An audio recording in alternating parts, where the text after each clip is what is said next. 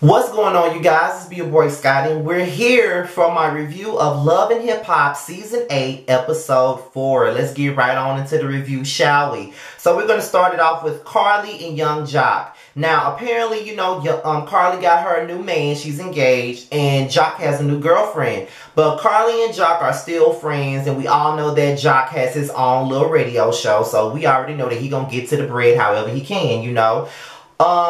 They basically are talking about how Carly has found love with another man and how she wants to have another baby, which I don't understand. The girl is half of 100, so I don't know why she want to have another baby. But that's neither here nor there. And on top of that, they are such good friends at this point that Carly decided that she's going to invite Jock to her engagement party. Isn't that something? Sometimes you can be friends with your ex, okay? Like, I'm friends with one of my exes, and we're good. Like, one of the guys that I dated, we're still friends, and we talk about everything. Like, sometimes we might get into a conversation about somebody that he's dating or whatever, and I'm always there to give him some sound advice. You know, some exes you can remain cool with, especially if the shit didn't end on a sour note. But there's some people that some exes I would never fucking be friends with. I won't even give you a hey, how you doing if I see your ass at Walmart, bitch, okay? So, Carly and Jock have a pretty good, easygoing relationship, and I've always liked them as a couple, and I've always wanted to see them two be the ones to get married. But sometimes God and life throws your ass curveballs, okay?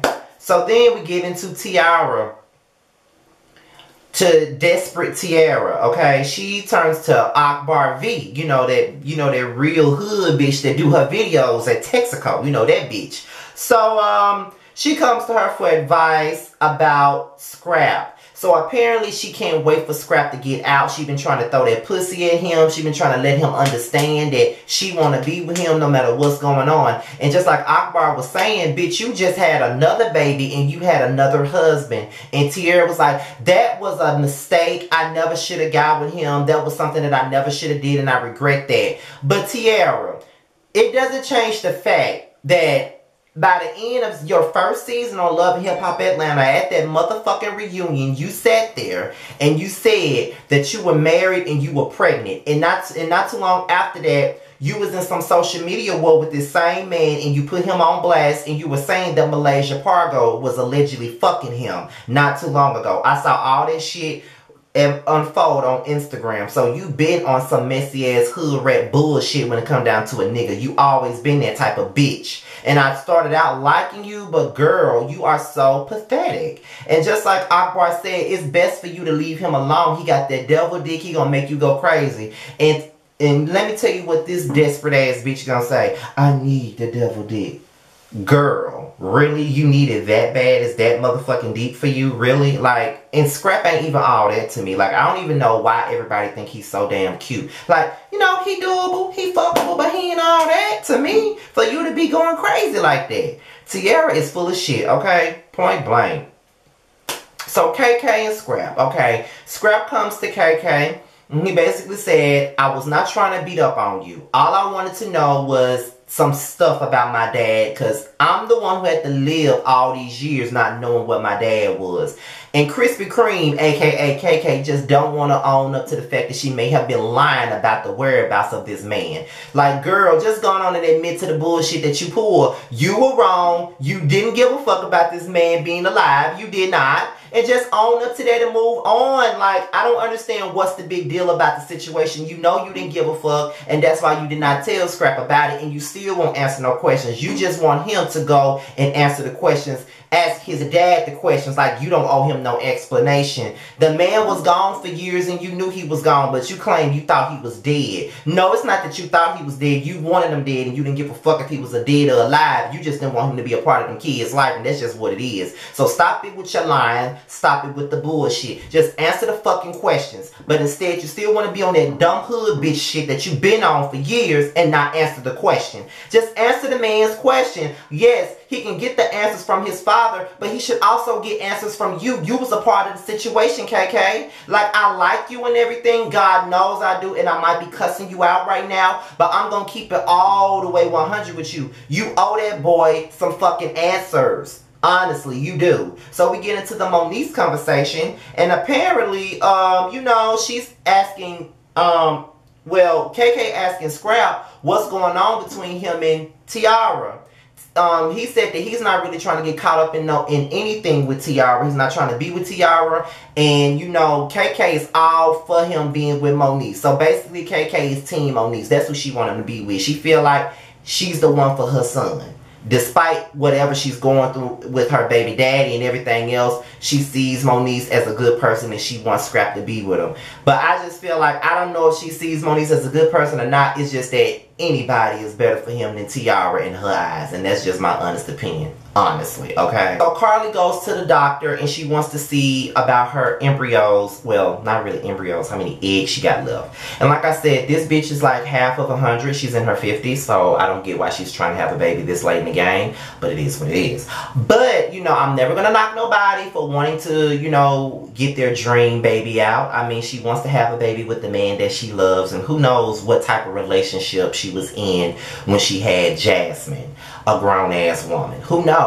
But at the end of the day, you know, she just probably wants to be able to conceive life with the man that she really wants to be with, because she wasn't having these conversations when she was with Benzino. She wasn't having these conversations when she was with Jock. She wasn't having those conversations when she was with Life. And she wasn't having those conversations when she was with Scrap or Sean Garrett. She didn't have those type of conversations. So at the end of the day, I do feel like it is what it is. She wants to have a baby. And she knows that she's at that age where the clock is ticking. And honestly, I still feel like Carly's trying to play up this whole role of, I'm a young ass woman and my clock is ticking. I feel like your clock already tick boomed already. I really feel like you at the end of the hourglass, to be quite honest. But girl, okay, if you want to pretend like you in your early 40s and not your early 50s, then do what you do, okay?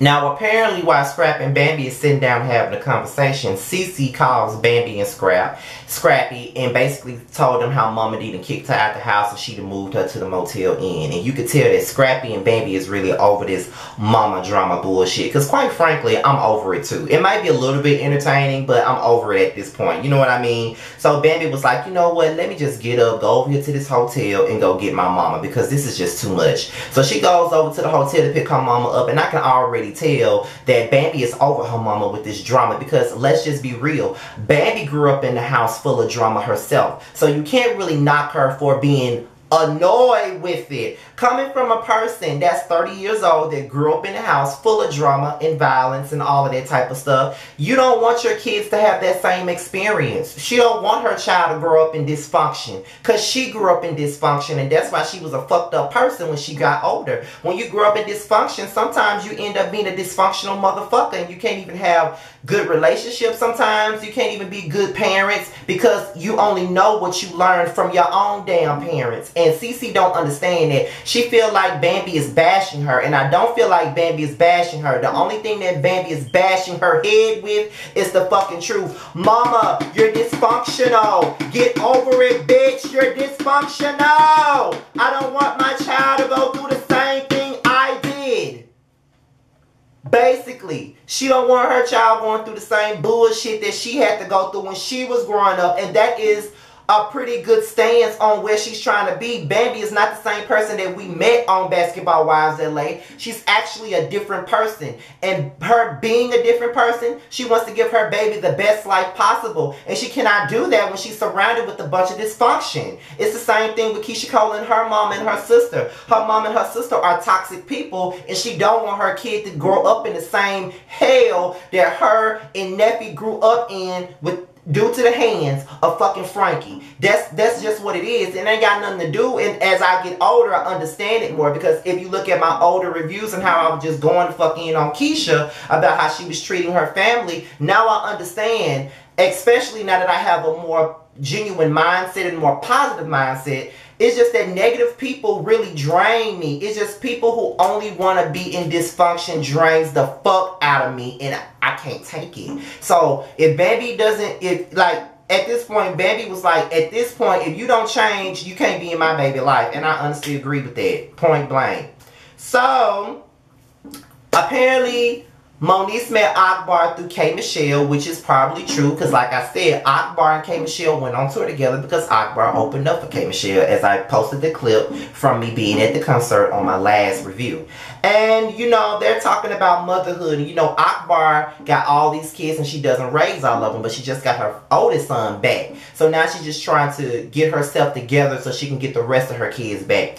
And, you know, Akbar was saying how it's very hard as a mother when you know that you're not able to provide and you try to give your kid the best and you can't, and you put them in a situation to where they can be where they need to be with somebody that can take care of them until I get myself right. And Moniece knows that all too well. And I feel like a lot of the times we let fathers get away with being deadbeat dads and let them get away with using a card of, I can't pay for this or I can't buy this. But when a mother does the same thing, she gets, you know, stoned for just making the executive decision to say, okay, I'm not in the best space right now, so I'm going to take my kid and I'm going to leave him with my grandmother for a while. I still come over and see him and all of that stuff, but I'm going to take him there just for a little while until I get myself together. I'm homeless. I don't have nowhere to stay, and I don't want my kid growing up living in a car like I'm doing right now. So I'm going to have him stay with his grandmother. You know what I mean? Until I get back on my feet. That's a reasonable situation instead of just having your kid out there in harm's way, not knowing it and all of that stuff and not knowing where to turn. So I do get that, but it's like a toss-up. You know what I mean? Like, as a mother, you should know what you're supposed to do. But at the same time, life can sometimes deter you from doing it, and you got to do what you got to do for the sake of your child. But again, I'm not a parent, never will be a parent, so I can't speak on it. I know I'm probably going to get tossed and lit the fuck up for what I just said. But it is what it is. So then they talk about Scrap, and Akbar tells Moniece that Tiara is throwing him a party, but Moniece didn't know nothing about it. So now Moniece got to confront Scrap about that. So Scrappy, he brings Mama D and CC together, and he basically said, at this point, enough is the fuck enough. Y'all need to come together and squash this old lady gang beef, okay? It's done and over with. Y'all need to either get y'all shit together or y'all won't be in the kid life. Point blank, because we already had E-Money trapped in drama. We don't need you to have my other baby trapped up in drama, and that's just what it is, okay? So, next thing you know, Tiara throws Scrap a party. And, you know, everybody's there, and she's like, here's the key. It's the key to my house and the key to this. How pathetic can you be, bitch? How fucking pathetic? Like, are you kidding me right now? Like, you can't be that fucking stupid. Like, bitch, what? Is that what you do? Like, I can't take you. I just cannot take you, period. Like, point blank, I can't take you. Like, you real desperate. You real dehydrated. You really need a cup. You really need a bottle of cold water so you can get your thirst quenched, okay, in the right way. Because you're really thirsty for this man's dick, okay? Like, you seriously throwing yourself at him, hoping that he take it. And it's just like, girl, as cute as you are, you can't get another man? Are you serious? It gets that serious? Like, you really making yourself look like a whole bitch trying to throw yourself at a nigga, and it's really ridiculous and it's crazy, and I just don't understand why you acting like that. Like, you really are crazy. Like, you are really psycho to think that that's okay, and it's not. It's never okay to be a bitch like that. And Moniece pulls up, and she was like, you know, why you didn't tell me that, you know, your baby mother was throwing you a party or whatever, you know, blah, blah, blah, blah, blah. And, you know, he explains it away, and he leaves, and don't even tell Tiara that he leaving. So, next thing you know, Carly and Mo have a conversation, and Mo kind of checked Carly about not telling him that Jock was going to be at the party. I don't think he really gives a fuck about him being there. He just wish he had the heads up. That's it. But then they start talking about the baby or whatever, and, you know, Carly was like, you know, he didn't say that I was going to be a high risk or anything like that, but the clock is ticking at this point. And Mo was like, you know, we imagine having us a wedding and then having a child, but if the clock is ticking for you, then we might need to go ahead and have the child, and we can always have a wedding later. I mean, hey, who knows?